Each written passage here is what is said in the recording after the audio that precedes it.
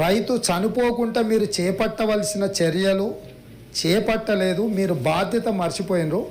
పంటల బీమా పథకాన్ని కూడా తెచ్చినుంటే రైతును చావకుండా మనం నిలువరించే వాళ్ళము, ఆ కుటుంబాలను ఆదుకునే వాళ్ళము అని చెప్పి నేను స్పష్టంగా చెప్పిన. ఇప్పుడు కూడా ఒకవేళ సభ్యులకు ఏమైనా అపోహలు ఉంటే, పంటల బీమా పథకం తేవడం ద్వారా పెట్టుబడులు పెట్టడానికి అప్పులు చేసిన రైతులు చనిపోకుండా ఆపొచ్చు. పంటల బీమా పథకాన్ని మేము తెస్తాము.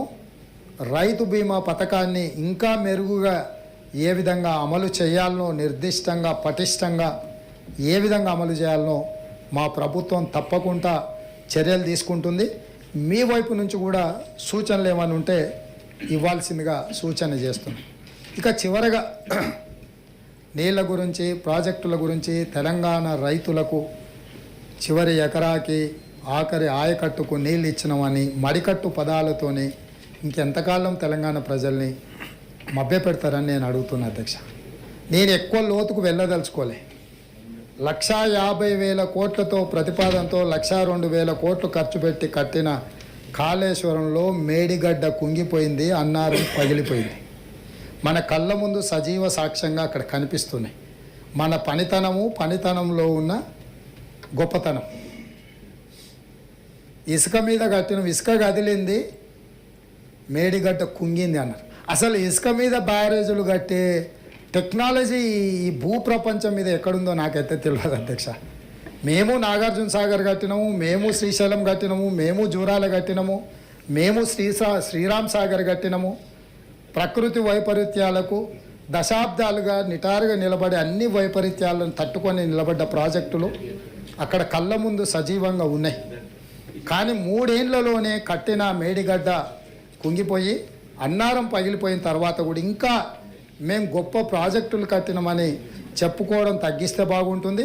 శాసనసభ సమావేశాలు పూర్తయిన తర్వాత ఒక మొత్తం సభ్యుల బృందాన్ని గతంలో ఈ ప్రాజెక్టులు పూర్తి చేసినప్పుడు గ్రామాలలో బస్సులు పెట్టి ఈ ప్రాజెక్టుల దగ్గరికి పర్యటనకు రైతులందరినీ పంపించాను. నేను మొట్టమొదట అందరి సభ్యులకు మా శాసనసభ లెజిస్లేటివ్ అఫేర్స్ మినిస్టర్ గారి ప్రాంతం అది, వారిని నేను అనుమతి అడుగుతున్నాను. ఎందుకన్నట్టు ఆ మేడిగడ్డ వారి సొంత శాసనసభ నియోజకవర్గంలోకి వస్తుంది. మాకందరికి కూడా అక్కడ చిన్న చిన్న ఛాయ్ భోజనం లాంటి వసతులు ఏర్పాటు చేయండి. అటు అసెంబ్లీలో ఉన్న ఎమ్మెల్యేలను, ఇటు శాసనమండలిలో ఉన్న సభ్యులందరినీ కూడా అక్కడ పర్యటనకు తీసుకెళ్తాను. ఏ విధంగా అది కుంగిపోయి ఎందుకు పనికి రాకుండా అయిపోయిందో మిమ్మల్ని అందరినీ తీసుకెళ్ళి చూపిస్తాము. మీరందరి సూచనల మేరకే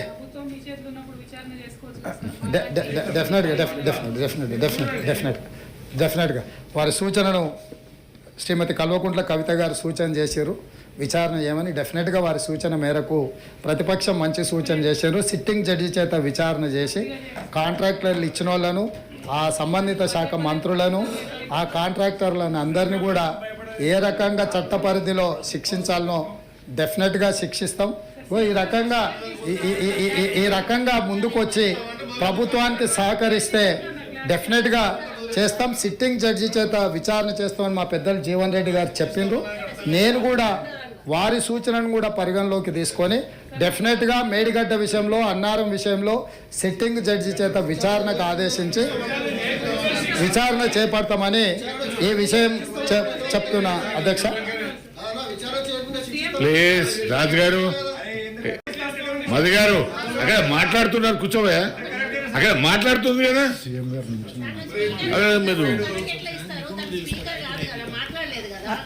అధ్యక్ష ధన్యవాదాలు. నేను పర్మిషన్ ఇస్తున్నానమ్మా.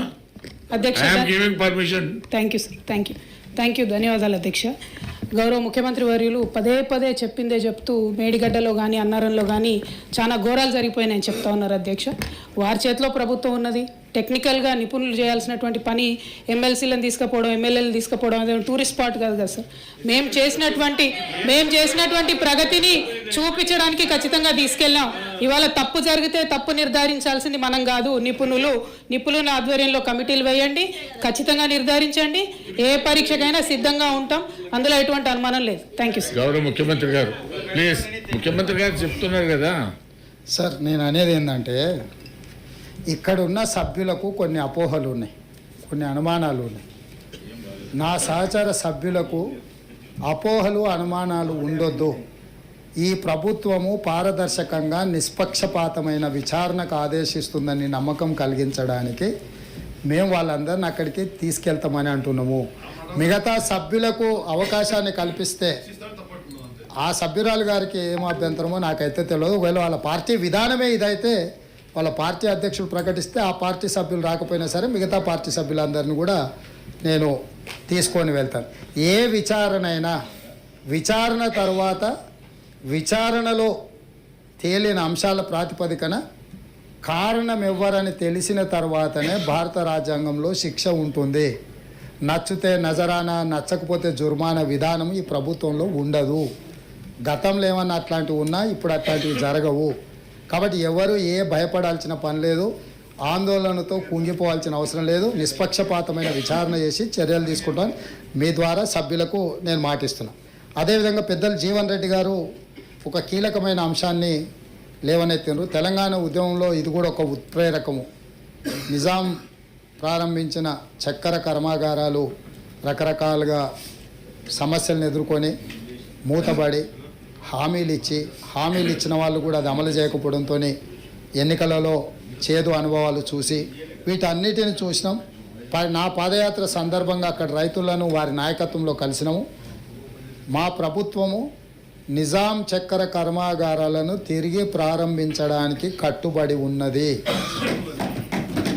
ఈ విషయంలో ఎలాంటి సమస్యలు అడ్డంకులు రాకుండా ఉండడానికి డెఫినెట్గా ఆఫీసర్స్ కమిటీ అదేవిధంగా మినిస్టర్స్తో కూడుకున్న ఒక కమిటీని వేసి వాళ్ళ నుంచి నివేదిక తెప్పించి ఆ నివేదిక ద్వారా వారు ఇచ్చిన సూచనల మేరకు తప్పకుండా తిరిగి ప్రారంభిస్తాము. ఇది మా ప్రభుత్వం యొక్క గ్యారంటీ. గతంలో ఇచ్చినాం, ఇప్పుడు కూడా ఆ గ్యారంటీ కట్టుబడి ఉన్నాం. మేనిఫెస్టోలో కూడా మేము స్పష్టంగా చెప్పినాం. అదేవిధంగా ఎంఐఎం సభ్యులు చాలా విషయాలు ప్రస్తావించారు. నేను తప్పకుండా मैं गुजारिश करता हूँ मेरा साथियों से, एमआईएम पार्टी वहाँ पर भी अकबरुद्दीन ओवैसी जी बहुत सारे मुद्दे उठाए, वहाँ पर फिर क्लैरिफिकेशन में बोलने के लिए मुझे ज़्यादा मौका नहीं मिला. यहाँ पर भी डबल बेडरूम के और गरीब के जो माइनॉरिटी कॉरपोरेशन में चेक दिए बाउंस हो गए, हम पहले से यही बोल रहे हैं ये नकली सरकार है, नकली चेक देने में माहिर है. वही सरकार मैं बोल रहा हूँ. जो सरकार भाई चेक कौन दिए? नहीं आप लोग समझ रहे नहीं. चेक किसने दिए? जो नकली चेक किसने दिया? हम थोड़ी दिए. मैं इसीलिए बार बार झूठे वादा करने वालों को ज़्यादा भरोसा मत करो, ऐसा दोस्ती गलत है बोल के मेरा साथियों को बार बार मैं गुजारिश किए. अभी नतीजा आप आंखों के सामने दिख रहा है. आप दोस्त समझकर गले मिलाया, वो नकली चेक दे के आपको धोखा दिए. इसीलिए मेरा माइनॉरिटी भाइयों से एक ही गुजारिश है, 4% रिजर्वेशन माइनॉरिटी वेलफेयर के लिए हम लोग दिए. माइनॉरिटी कॉरपोरेशन हम ही ने बनाए. आगे भी जो चेक्स आपको मिले बाउंस हो गए बराबर ज़रूर वो पूरा डिटेल मैं ले लेता हूँ. मेरा पेशी में भी एक माइनॉरिटी वेलफेयर को देखने के लिए एक आईपीएस सीनियर आईपीएस ऑफिसर को हमारा पेशी में हम ले लिए. आपको जो भी मुद्दा है अभी नहीं, कभी भी ज़रूरत पड़े तो 10 to 7 7 बजे तक, 10 बजे से लेकर 7 बजे तक वो दफ्तर में बैठेगा. आप लोग जो भी आम जनता के लिए, गरीब लोगों के लिए जो भी मुद्दा उठाए, यहाँ सरकार गरीब लोगों के लिए काम करने के हम तैयार है. अब जो भी लाए